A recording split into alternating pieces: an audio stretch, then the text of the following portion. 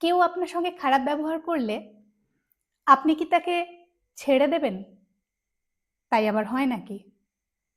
হ্যাঁ, তাই হয়। ধরে রাখলে আপনিই সাফারার হবেন। অন্য ব্যক্তির করা খারাপ ব্যবহার আপনি কখনোই পরিবর্তন করতে পারবেন না। সেটা আপনার কন্ট্রোলের বাইরে। তাই ছেড়ে দিন। লেট গো মানে হেরে যাওয়া নয়। লেট গো মানে নিজের নার্ভাস সিস্টেমকে বাঁচানো, সেলফ রেসপেক্ট। বারবার পুরনো কথা মনে করলে ব্রেনের অ্যামিগডালা ওভার অ্যাক্টিভ হয়ে যায়, অ্যাংজাইটি বাড়ে, রাগ বাড়ে, আর জমে থাকা রাগ, দুঃখ ইমোশনাল কনজেশন বাড়িয়ে দেয়। তার থেকে নিজেকে বলুন, আমি আজ থেকে আর এগুলো বয়ে নিয়ে বেড়াবো না। যা আমি বদলাতে পারবো না তাকে আমি ছেড়ে দিচ্ছি। ছোট্ট প্র্যাকটিস করে দেখুন, আপনি ঠিক পারবেন।